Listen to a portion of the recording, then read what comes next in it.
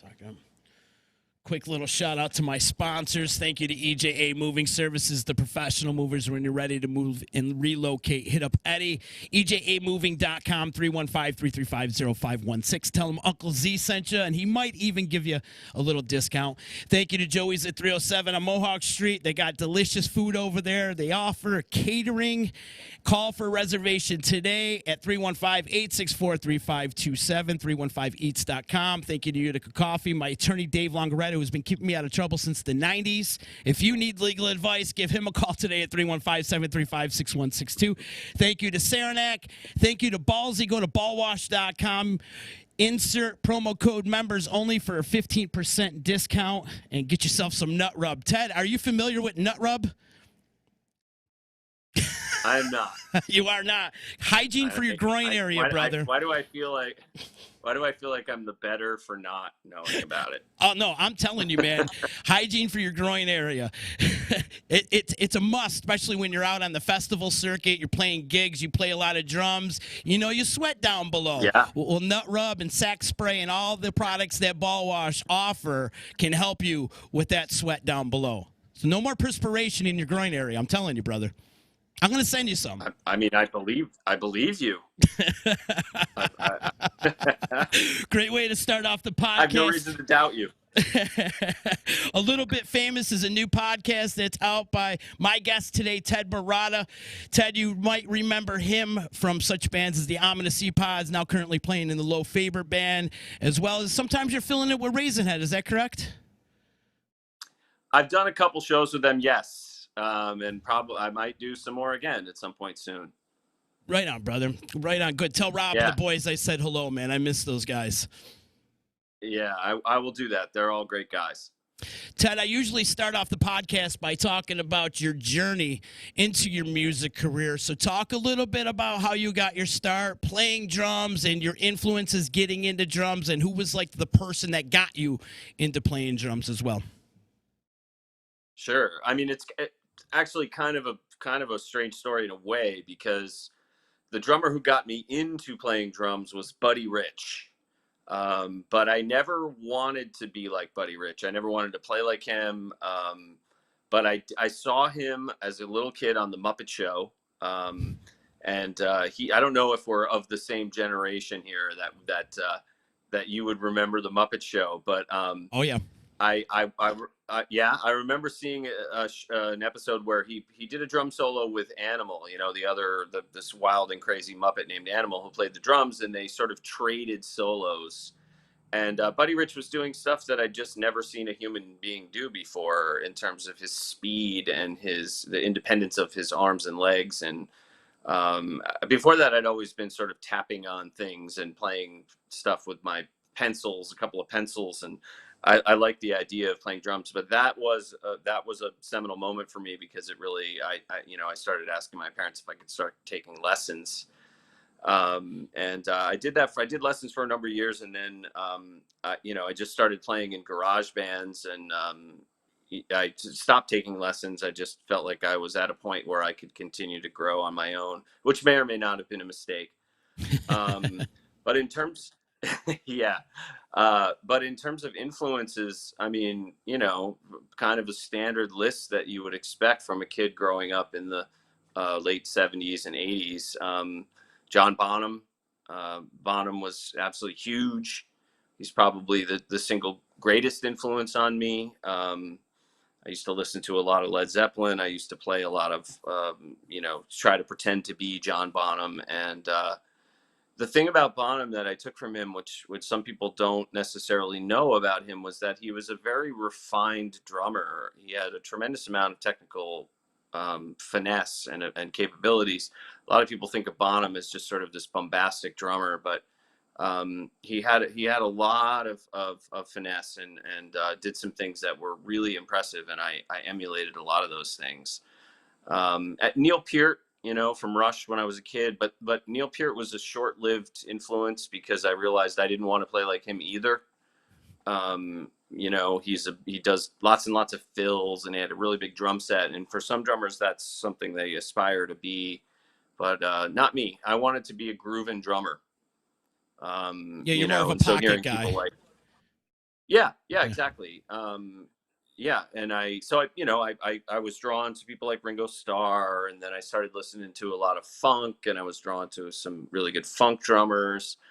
Um, and so yeah, I mean, I was listening to everything that you would hear on the radio as a kid during that time: Phil Collins and Simon Phillips and all these other drummers that you were hearing on the radio of a lot, whether or not you knew their names. You were hearing them on tons of records, and I was always scouring the backs of records and seeing who was playing. And I developed at a fairly early stage in my professional career, or even long before I became a professional drummer, the idea that I should really be serving the song and serving the music, and I shouldn't be up there for my own just indulging in these, wild drum fills and drum solos. I like being in a group, and I like being a sort of almost invisible member of the group. Like if I'm doing my job really well and the audience is moving, that's good for me, because I know I'm part of that rhythm that's getting people up and dancing.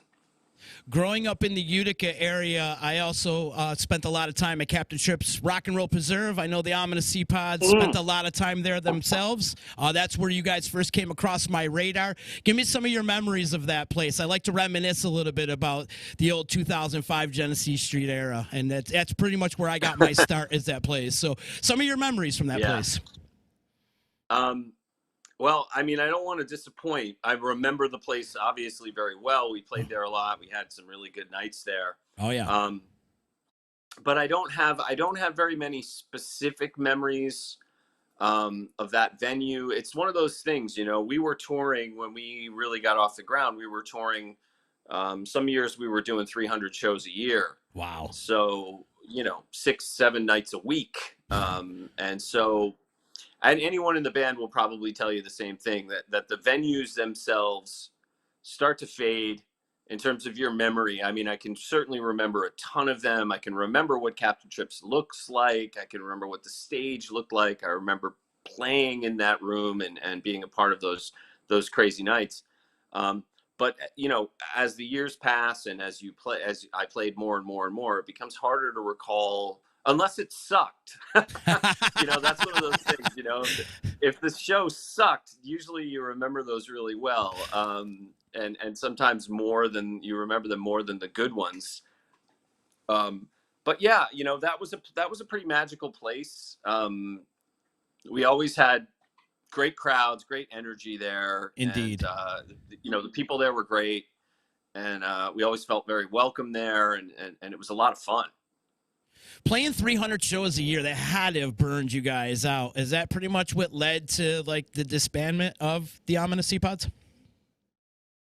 Yeah, I mean, it was a lot of things. Max Verna, who was one of our, a founding member of the band and the lead guitarist and one of the songwriters in the group and lead singers of the group, he got to that point. And I can't even remember what year it was, 99, 90, late 98, 99. We had just been on a really, really long tour across the country. We did a bunch of shows with Mo. We had released a live album called Matinee Idols that was doing really well. It was selling more than any record we'd ever put out. I still have it. And we had. Yeah. Oh yeah. Yeah. I was actually talking to the guys in the band recently about getting my hands on the multi-tracks of because we recorded 4 nights of shows and we sort of culled what we thought was the best at that time from those shows to put on Matinee Idols. But there's a lot of music that got recorded over those 4 nights, and I don't know where the multi-tracks, where the masters are for Matinee Idols, but I was telling the guys I want to get my hands on them and see if we could do a re-release with some new material that didn't make it onto the album and remix it and all that stuff. But anyway, we had been having a really great tour, but Max was getting tired, and he was married, and he had made some commitments to his wife, that at a certain point, if things weren't where he wanted them to be or he felt comfortable with them being, then he would probably bow out. And there's no ill will between us and Max. We love Max dearly, and we are still great friends, and we do shows lately we've been doing shows with the, just the five of us, the original lineup, and then sometimes without Dana, because he lives in Australia now, Dana Monteith. And so we decided we were going to continue, and we got a really great guitar player named Todd Pasternak to join the band. And, he was awesome. He was an awesome addition to the band, but we came up against a combination of things. We were all working really hard. We got signed to a record deal when Todd joined, and we made a record and went out on another one of those sort of blisteringly long tours. And, we could tell that the fans that had loved the band for as long as they did weren't quite ready to see the Seapods without Max. We could just sort of feel it.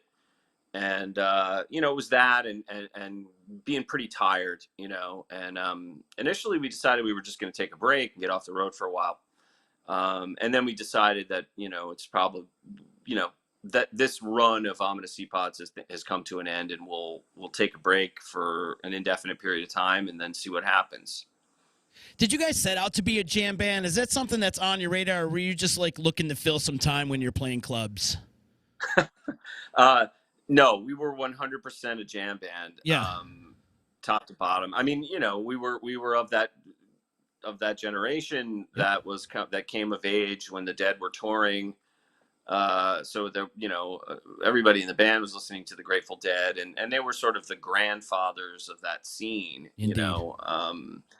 We weren't really influenced by a band like Fish because they were kind of just getting off the ground. They were just taking off when we were already a band and doing our thing. In the very late 80s and early 90s, I remember Fish came around and played in our town, the town that the Seapods lived in, Albany, which was Albany, New York. They came around, and I think they played some little venue, and then 3 months later they played the Palace Theater, and then 3 months after that they were playing the big arena in Albany. They just sort of exponentially blew up.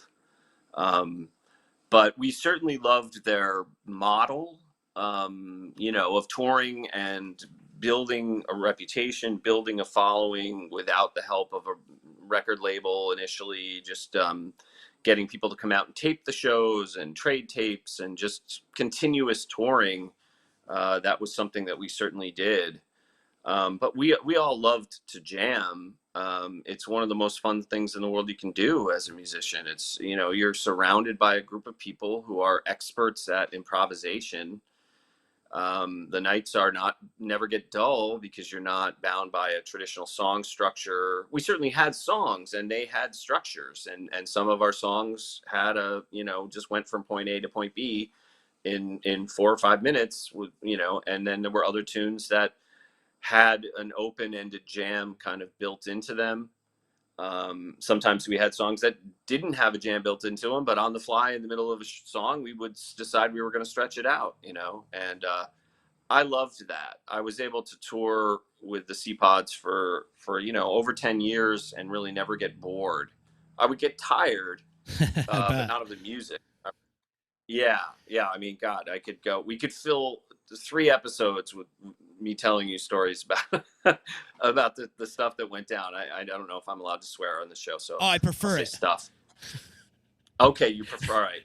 Good to know. Noted. Yes, noted. One of the most memories that I have, and this is what I love about the jam band scene too, is the jam band scene's very known for band switching. And I remember the Rock the Vote tour, where it was you, the Seapods, Mo, Yoke, and Moonboot Lover, Peter Prince, who's a gem in the jam band world. Yeah. And I think Peter Prince he should be a superstar by now. But that was the first time I ever seen like the band morph in one band leading into another when there was no dead air whatsoever. So what was that, like 96 or 97? I can't remember. It's my blackout years, so I can't really remember too much from them. Oh, I'm with you, man. I mean, most of the 90s are a vague memory for me, and that was the reason for that is pretty obvious. Yeah, so that was like the first time and that's the one thing I love about the jam band community. It's so communal, and it's very supportive of one another, not only with the crowd but amongst the band. To me, it seems like a good brotherhood amongst the band, and that Rock the Vote tour really, really emulated all that. Totally did. totally did. And we were all really tight, you know. That's the thing about the jam band scene that we were a part of, which some people kind of called like the third wave. You know, they would put Grateful Dead and Allman Brothers and some other bands up at the very top, and then Fish and maybe Spin Doctors and a few other, Aquarium Rescue Unit, Widespread Panic or whatever. Yep. And then the third wave was us and, you know, God Street Wine and Mo and bands like Yoke and obviously Moon Boot Lover, and we were dear friends. We were all tight. We would sleep at each other's houses. You know, we played with Mo probably more than any other band. So we all knew each other. We all knew each other's music. We all hung out together. We partied together, and so those kinds of seamless transitions were really easy for us. You know, we could get up on stage. For example, if we were ending a set and we didn't want to stop, you know, or if we wanted to have an entire band replace us mid-song, you know, they would just come out kind of one by one and they would sneak in and start playing, and we could do it without stopping. It was great. And Mo still carries on that tradition too. I've seen them do it many times at Modown and Summer Camp and all the festivals that they're a part of, but I really feel like that tour is what set the tone for that whole band morphing, if you will, thing. Yeah. Good. I mean, it was awesome. There was a lot of innovative stuff going on when we were doing that a lot of the jam bands now that kind of came of age after that 90s wave of jam bands have incorporated into their performances. Yeah, indeed. I heard the podcast with you and Al Schneer, dear friend of mine. You asked him the question, and you kind of mentioned a little bit of this earlier, too, about the shittiest gigs you've ever been on. Yeah. I got to know about your shittiest gigs, and you can throw a couple out there if you will. All right. So I have this podcast called A Little Bit Famous with Ted Marotta. Everybody should listen to it. Yes. And I interviewed Al Schneer from Mo, who's an old friend. I asked him, what was your worst gig ever? And he gave two examples. So let me see if I can come up with two off the top of my head. The one that immediately leaps out to me is the worst C-Pods gig we ever played was we were out in Colorado, and it's easy to tour. You could spend a month in Colorado alone. Because you can play Denver, Boulder, Fort Collins, Colorado Springs, and then start working your way out to the mountain towns and play Steamboat, Vail, Aspen, Telluride, Crested Butte. You know, the list goes on and on and on. And we had been out in the mountains for a while touring around, and we were on our way to a show that I want to say was it was not Telluride. It wasn't Crested Butte. The name will hopefully come to me, but just pick a mountain town out in Colorado in the Rockies. And that's where we were going. And on the way, all of a sudden the van started spewing oil and smoke out of the engine. So we pulled over and we were in serious trouble. We had a 15-passenger van with a big trailer full of gear, and we were however many miles from the show. And we just had this attitude that carried through all along, which was, you know what, the show is going to happen. The show must go on. So we called a few fans. We called a rental truck in, or someone brought a rental truck.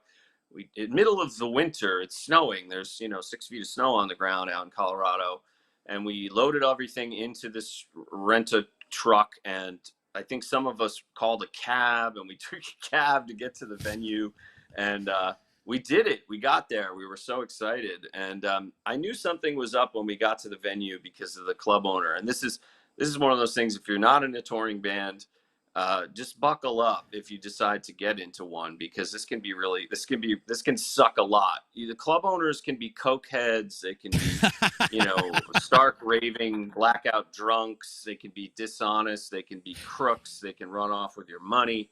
A million shitty things can happen when you're out there. And this guy was, I don't know what he was on, but he was on something. And he was all like, in a very obnoxious way, everything kind of hippy dippy Colorado.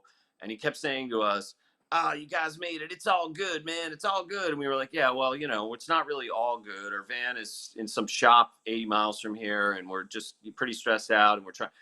Don't worry, it's going to be great now. It's all good. So we load in, we set up, sound check, everything's good. it's a nice room, big venue, nice big stage, good PA. And then this crowd shows up. The place is absolutely packed. I don't know, 750 people in there.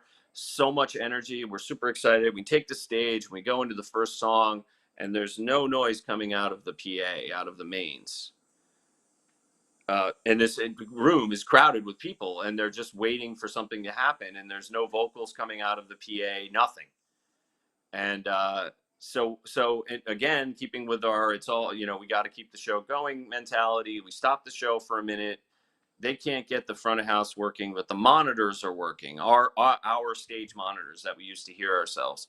So we picked up the stage monitors and turned them toward the audience and tried to use them as a PA system, which was adequate, you know, totally inadequate. It was, you know, it was awful. And it sounded terrible, and the audience couldn't really hear us, and things just went downhill from there. The place emptied out, you know, and that's a horrible feeling when you're on stage and people are walking out. And the place continued to empty out, and this guy who owned the club kept coming over to the front of the stage being like, "Don't worry, it's all good, man, it's all good." We were like, "No, it's not fucking all good. This sucks." And then things got even more surreal, because when it was all over and we kind of pulled the plug on the show and everybody had already left, the club owner was like, "You know, I got this place for you to stay. I know you don't have your van now, but so you can borrow my truck." And it gave us directions to this place up in the mountains. And we drove this truck up there, and it was kind of an empty house. And we went in and we drank some beers and we fell asleep or passed out or whatever. And then at some ungodly hour in the morning, we hear this voice screaming. We hear doors slamming and yelling. This man is screaming. He sounds homicidal. And I finally, you know, put my head up and I'm listening. And the guy's saying, "Who the fuck stole my truck? Who are these fucking people in my house?" You know, Come on. The guy was absolutely stark. But no, I'm serious, man. And we were like, "Oh my God, we stole a truck last night." And we're basically squatting in someone's house we don't know. It was terrifying. The guy was so mad. I don't remember seeing a guy that mad before. And I don't remember what happened next, but eventually, somehow, maybe we convinced the guy we didn't mean to steal his truck, and we didn't mean to invade his home, and that the club owner told us it was okay. And you know, we somehow managed to smooth it out. But yeah, that was one of those nights where, you know, it starts with the truck breaking down, and it ends with us like thinking we're going to get killed by a guy who thinks we stole his truck and invaded his home. You know, it was one thing after another. It just kept getting worse and worse. It sounds like a nightmare. Yeah, it was. Oh my God! So the guy finally come to. We had a lot of shows like that. He finally come to, and then did he realize that he actually gave you the truck? And did he any kind of realization come to his mind, or? No, he definitely didn't give us the truck. He was a friend of the club owners. Gotcha. And the club owner gave us this guy's keys to a truck that didn't belong to him, and to a house that didn't belong to him, the club owner. And he didn't tell his friend that he was doing it. That was the eventual. That was what we eventually realized had happened. Was this club owner had never told this guy that we were taking his truck. You know, it ended well. We got out of there. You didn't get shot. No, we didn't get shot. Thank God.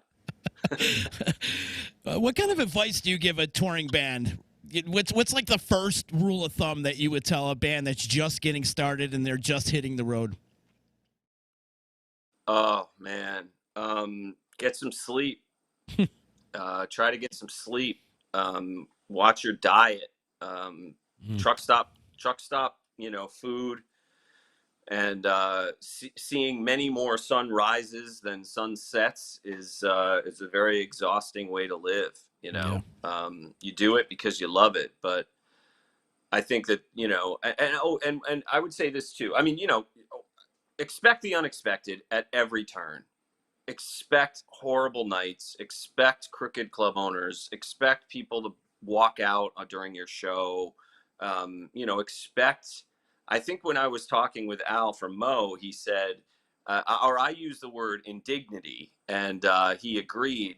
Prepare for the daily indignities of a life as a touring musician. It's very humbling. But I would also say, take in what's happening.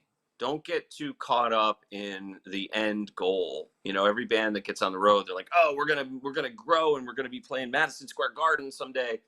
And you don't necessarily see or pay attention to what's happening right in front of you, which is sometimes totally amazing things. The journey itself is awesome. You just have to be paying attention. You get to see the country, you get to make music, you get to make music with and hear music from other people. It's fast. It's fabulous. As difficult as it can be, I wouldn't have done anything differently. It's fantastic. A life on the road. Would you consider touring again? Absolutely. I mean, I am. I got a call from my friend Lo Faber, who used to be the principal songwriter and frontman for a band called God Street Wine. Some people listening might know who they were. And this was during the pandemic, and he said, "I'm making a new record. Would you like to play drums on it?" And I said, 100%. And I have a studio in my home, and I have a couple of drum kits set up, and everything's sounding good. And so he would send me demos, and I would track drums to them, and then he would send them off to other world-class musicians to lay down their parts. And we put together this album called Claiborne Avenue, which is really great. Anyone who's interested in hearing it can just go to Spotify or Apple Music or whatever and search for Dr. Low, Doctor space Low, Lo. Claiborne Avenue. I'm very proud of it. And back in June 18th, we did a CD release, and we toured for most of the summer. And I absolutely love being on the road again. It's wonderful. And we're going to start up again in the fall. Awesome. And honestly, if I had my way and some resources, I would try very hard to get Dana here back from Australia, and actually put together a real string of dates. The Omni Pods have done a couple of 2-night stands here and there. We did 3 nights a couple of years ago. We did 2 nights at the Cahoes Music Hall, and then we did a show down in Brooklyn at the Brooklyn Bowl. But I would love to go back out on the road with the C-Pods. I think that now we're all wiser. We're all, more mature, and the music that we make when we get together now is really, I think it's just really great. We're no longer pushing and pushing and pushing and striving to hit the next marker. We're just settled in as a band, as a good band, Are you finding? So yeah, I love being on. Are you finding there's a lack of venues right now for this style of music? I don't know if I'm the person to answer that question. The music I'm playing now with Lo Faber isn't jam band music. It's really American roots music, American roots rock and roll kind of music. So I don't know if we've done some festivals this summer and certainly crossed paths with jam bands on these festivals, but I'm not sure if we're plugged into the same kind of venues that the jam band, the newer, younger jam bands are playing now. I don't know. But every impression I get is that the jam band scene is as strong as it ever was. If not stronger. Yeah. Yeah. There's a lot of up and coming bands that are making some noise right now and doing some good numbers and gaining a lot in popularity. What are some of the new bands that you're listening to these days? Is there anybody you could put on my radar right now? Oh God. I don't know if I could name a band that you don't already know. Quite frankly, the music I'm listening to right now is not particularly avant-garde.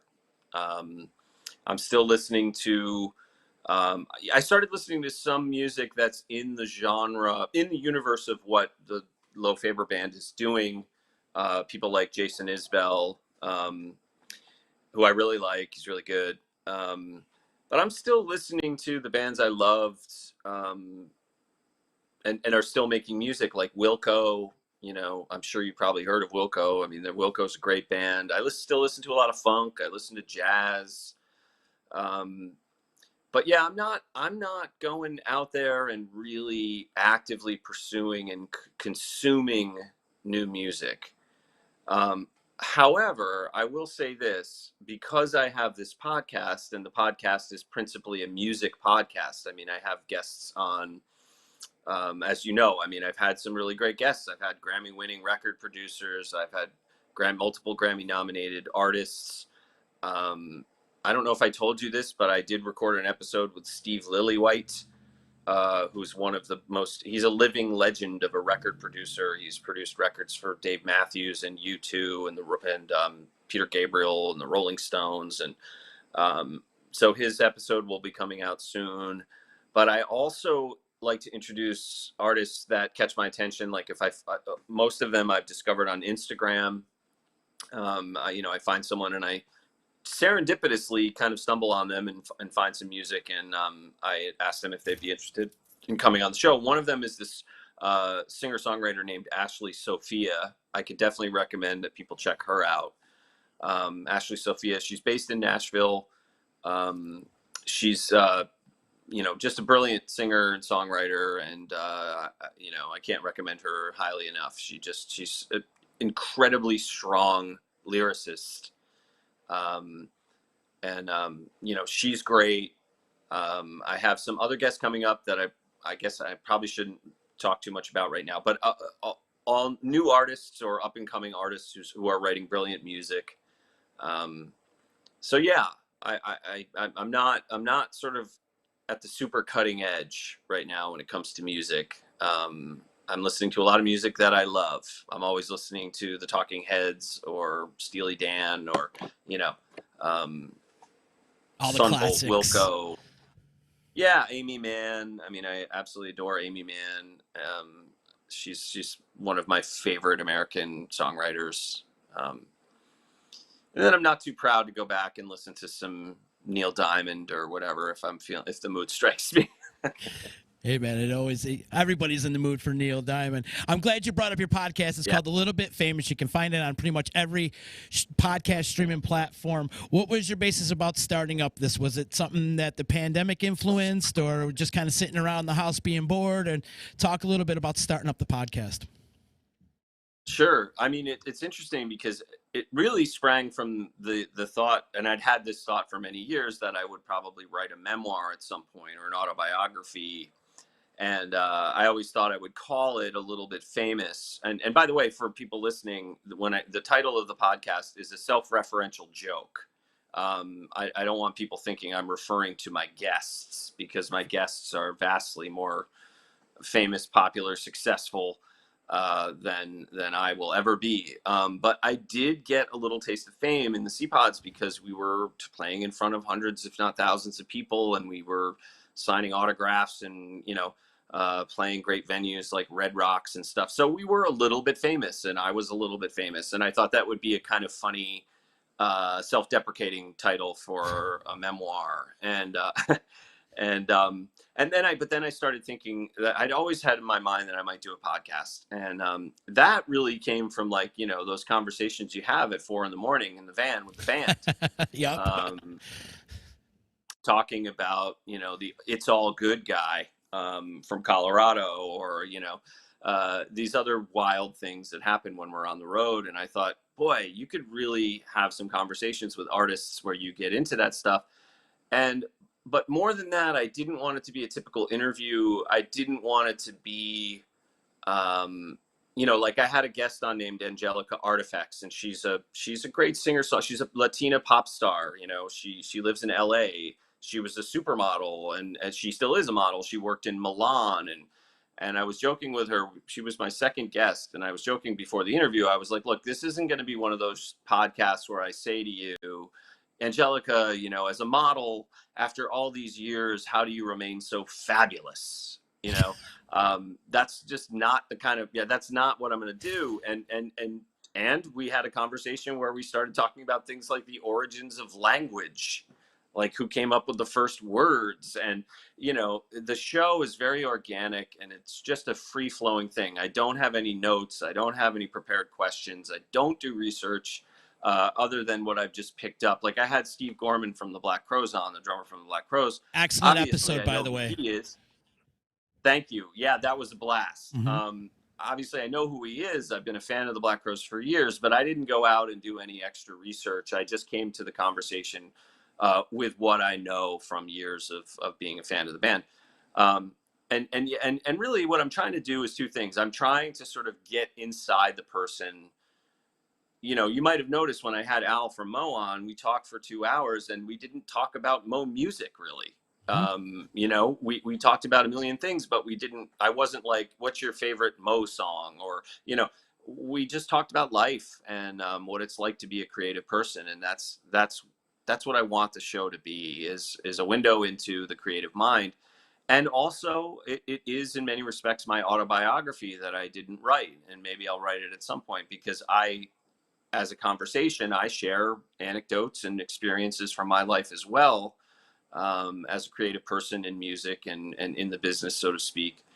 And so, I hope people are liking it. I'm getting lots of people listening and subscribing to the show, and I'm booking some pretty kick-ass guests. But yeah, I would encourage people to check it out. You can, it's a Little Bit Famous with Ted Marotta, and it's available on basically every podcast platform. Check it out. I enjoyed that episode. I also enjoyed the episode with Aaron Coombs from the Spin Doctors. That was a really good. You guys really nerd out on the drumming thing. I've noticed. Yeah. You drum nerds, you. Yeah, yeah. You know, I come to the podcast with some baggage, my friend. I'm a drummer, after all. And you damn drummers. I'm talking to Aaron Comes, who's Aaron was one of my huge influences. He's just a brilliant drummer, and he grooves the hell out of songs. And I was kind of starstruck talking to him, honestly. And so I had to geek out about drums.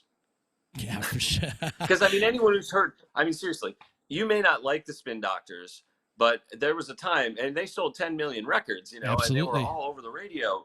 But I don't think anyone can deny that the sound of that record, the sound of that record is absolutely fabulous. The drum sounds are incredible. They defied the era they were in, late 80s, very early 90s, when music was a certain way. They made this album that was very pure, and true to their own form and mission and how they wanted the record to sound. And people should go back and listen to it, because man, it's a great record and it sounds fantastic. I personally think it's iconic. I love what you said, using your podcast as more of an biography to kind of documenting your life story. And I think that's great. Give me, you've had such a great career in music, and now you're doing this podcasting thing. Give me a good pinch me moment. Pinch me. I can't believe my career has taken me to this moment right now. Well, there's a couple. I'll just do a couple quickly. Yeah, you can do as many as you want, bud. Okay, all right. Early in my career, I would say the first time we sold out the Wetlands in New York City. I talked about this with Al. This was a thing where we played. We played the most sort of depraved and debauched and sketchy venues in New York City for a good year and a half. We were down there every other week, it seemed. And we're talking, it's for people who didn't experience New York City in the late 80s and early 90s, it's hard to know but New York City, because it's all been cleaned up and kind of gentrified. But New York, the Lower East Side in particular, was the real deal. It was a very different place back then. And, very kind of sketchy and rough and gritty.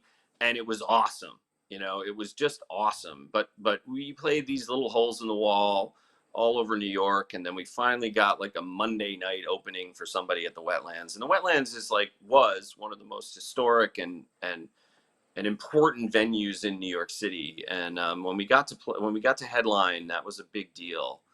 And then I would say, later when we crossed the Mississippi River for the first time touring, that was a real pinch me moment, just feeling like, wow, we've grown to this point. First time we played LA, we sold the place out with a line down the street. You know, we had never played LA before. Wow. And it was incredible. And then eventually graduating up to be able to play the House of Blues on Sunset Boulevard in LA was awesome. Getting to play Red Rocks with Government Mule, well, that was a super pinch me moment. You know, standing on the Red Rocks stage at that gorgeous amphitheater, hanging out with the late Alan Woody, who played bass for Allman Brothers and Government Mule, who passed away, and getting really to be chummy with him, and then running into him again at other shows and having lunch with him backstage. And those were moments that were so pure to me, and just really just about the joy of doing what we do. You know, now I would say the fact that the podcast, I went from an idea in my head to my first episode in early June 9th, I think was the first episode, to being able to sit down and have an hour and a half, 2 hour conversations with some of my idols, to talk to Steve Gorman from the Black Crowes, to talk with Denny Fungheiser, you know, this absolutely famed session drummer. I guarantee if you're listening to this podcast, you've heard Denny Fungheiser play drums on huge hit records. Tracy Chapman and Hart and he played drums on the Friends theme song. And certainly talking with Steve Lillywhite, who's a guy whose career I followed and admired, and you know, I mean, I'm sitting down talking with Steve Lillywhite, and the very first thing he says to me is, "I just want to say that Phil Collins was the greatest fucking rock and roll drummer I ever recorded," you know? And I'm like, oh my God, this is unbelievable, you know? So yeah, I mean, I've always wanted to do the things that I love.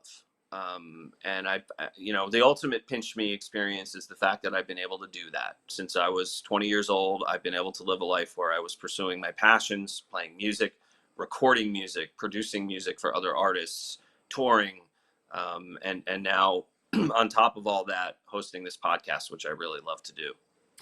Excellent, buddy. We do got a couple of people checking in on Facebook right now. And speaking of other bands you've worked with and helped produce, Callie's checking in. Former Electric Blue and the Cosmic Truth, good friend of mine, says Ted was EBKT's stellar producer. Talk about working with Electric Blue and the Cosmic Truth, who is the first band that introduced me into Jameson.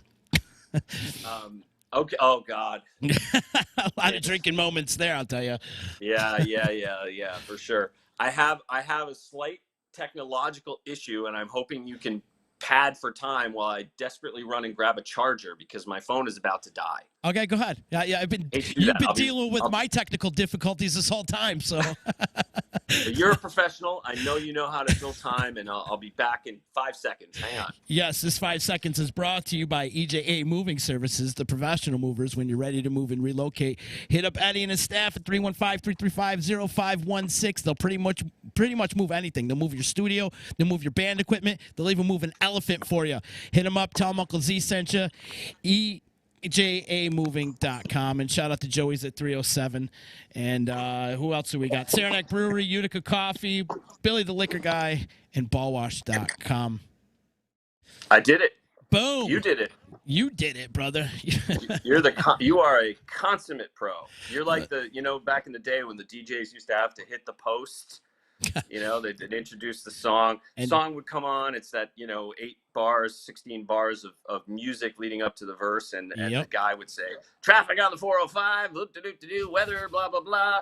And here it is. And then, bam, 1 instant later, the words would start. I always was very impressed by that. Well, that's my background, actually, is radio. Hey there, hi there, ho there. Okay. It's 4 o'clock after the hour, all that crap. But that's actually how Disruption Network started. We wanted to originally launch it, and we did originally launch it back in 2017 as like an internet radio station. But with all the copyright and ASCAP and BMI, it just got to be costly. So we decided to move it over towards the podcast side of things and streaming and whatnot. But back to the original question, though. Working with Electric Electric Blue and the Cosmic Truth. In my eyes, a legendary band. They used to play my club a lot. I owned a club here in Utica called the Electric Company for 10 years, and a lot of your boys came through. Todd Pasternak used to come through. TP used to come through. Raisinhead, they all used to play there, which surprises me that we've never really crossed paths through the EC, which, it kind of blows me away. But a lot of those bands would come through a lot, and that's how I have these relationships with a lot of the jam bands, if you will. I gotcha. Okay. Yeah. Working with Electric Blue. It was great. I mean, I was going to make a joke and say, like, it was a nightmare, you know. It was. No, it was awesome. Callie is amazing. I mean, yes, she should be a star. She should. Callie, she's got a voice like nothing else, you know, and that was a really fun experience. I was married at the time, and we lived in a little country house that had a barn attached to the back, which over the course of a year or so, I converted into a recording studio. I've been doing that for a long time. That's another thing that I just absolutely love is recording and mixing music. And so I had good gear that I'd accumulated over the years, some good mics and a great sounding room. That was big enough to fit a band in. And, you know, they came in and everybody in the band was really damn good. I mean, they were all very talented players. There was no, you know, as a producer, the goal of a producer obviously is to get the band to play at a level that they've never played before, you know, to bring out the best performances that you can, to manage any conflicts that might be happening. You definitely want to earn a band's trust as a producer, because you're going to be asking them to try new things, maybe change an arrangement here or there, and also to be able to be in a place where you can offer constructive criticism and say this or that is not working. And I really didn't have to do that very much at all. And you know, they just brought a great game to that project, and their instruments all sounded great. You know, the drums sounded great, the guitar sounded great. You know, it was a really, really fun project. I hope they have similar memories. Well, actually, she's saying right now that Ted taught them a lot. So you were an influence for sure and a mentor. You know, being a producer, the psychological thing, is that the toughest aspect of being a producer? Like really getting down to it and telling somebody, hey, listen, maybe you're not getting it, or you suck type of thing. Like how do you come across as being the breaker of bad news, giving a nice no, if you will?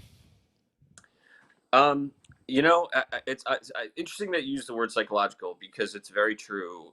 And I've interviewed, you know, top of their game producers who would tell you the same thing.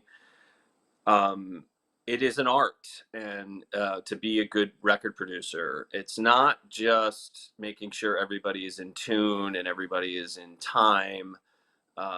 It's so much more. There are many nuanced sort of layers to producing a record. You know, you as a producer, you bring a vision about how you want the project to sound. And that may be sometimes at odds with what the band wants. And you may have an example that gets brought up a lot on my podcast when I'm talking with producers is you may have a drummer who overplays. That's probably the most common thing. A band is a live, you know, if a band is a live band kind of creature without much studio experience, and I don't mean to pick on drummers, because other instrumentalists do this too sometimes. They're thinking about the live experience where they're sort of filling all the spaces in the air that they can. And then you get in a studio and you realize that you can make an album sound bigger by subtracting things. And it almost sounds counterintuitive, but you know, if you start pulling things out of the arrangement, the mix gets bigger. Pulling a few 16th notes out and letting that space exist in a mix. And a lot of things that when it comes to mixing a record are about carving out spaces for the mix, you know, sonic and frequency ranges and things like that you say, this is the electric guitar is going to sit right here, and the acoustic overdub is going to sit right there. And so, you know, you kind of want to get a handle on that when you're doing basic tracking. And that is a lot of where the psychology comes into play. I don't want to use psychological warfare, because that sounds like dark and malevolent, But, my personal way of doing it often is if I sense that there's a weak link in the band, I gravitate to that person, and give them as much attention as possible, not in a negative way, but in a friendly and in a constructive way, and in an encouraging way. I let that person know, because a lot of the times they know they're the weakest link. Yeah. They probably heard it from their band members 100 times, so and I've had bands where, and it was not Electric Blue and the Cosmic Truth, but I've produced records for bands where the band had all ganged up on one person in the band, and it was clear they'd been doing it for the whole time they were together, hassling this person about this or that flaw that they all saw in his or her playing, and they really, boy, that can wear down your confidence as a musician pretty hard. And a producer has to try and build that back up again. And then once you build that level of trust and connection, it becomes much easier to get in there and say, hey, what about, you're playing this arpeggiated guitar part or whatever.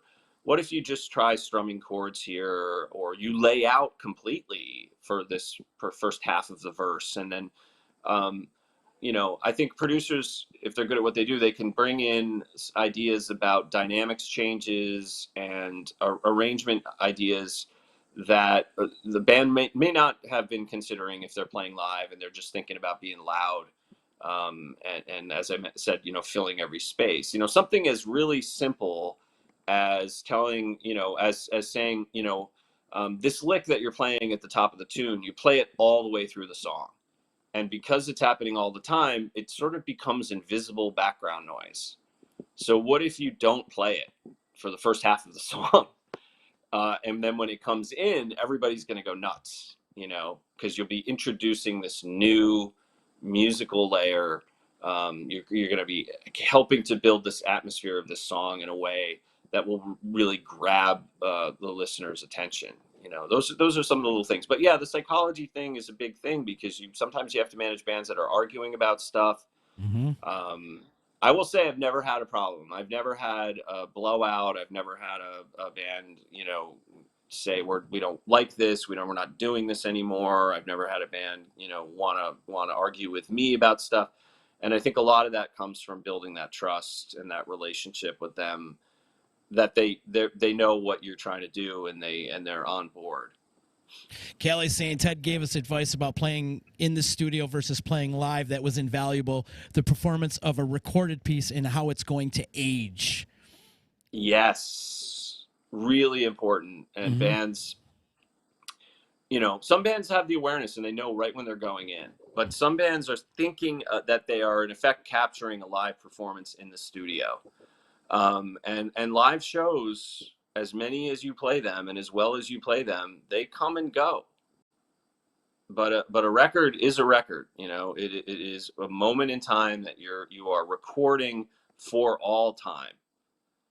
And those little quirks or licks or whatever it is, or fills that you think are hot stuff in 2020 or 21 when you go to make a record, might not be such hot stuff 5 years later or 3 years later. And for you personally, you might be like, oh God, I sounded so immature on that record. I wish I had played it differently. So yeah, in a way you are trying to create an environment for a band who's making a studio album that they do play at a level of maturity, that is beyond their years and experience. So that when they get to a few years down the road, they can look back on the album and say, damn, we really played that, to the best of our ability. We really nailed it, and I'm still proud of it. And a lot of that does come down to playing less, just across the board. Less is more. Yeah. Less is more. One of my faithful listeners, Zia Polich, wants to know if you're related to Jerry or Rick Marotta. They're drummers too, and also her cousins as well. Are you related to Jerry or Rick Marotta?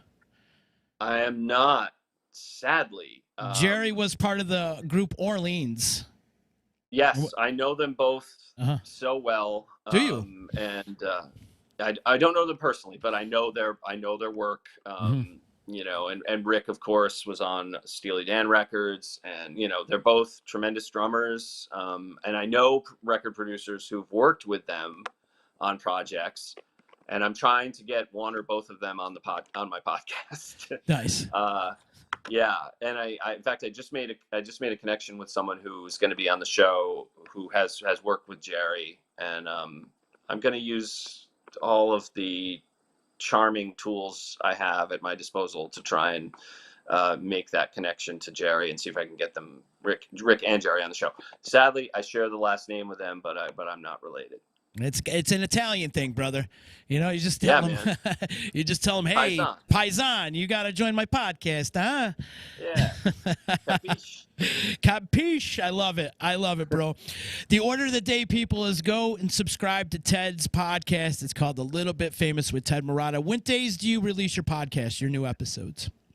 Every Wednesday. Every Wednesday. In fact, I typically launch them sometime after midnight of Wednesday, so that they're up, because in other parts of the world it's Wednesday already.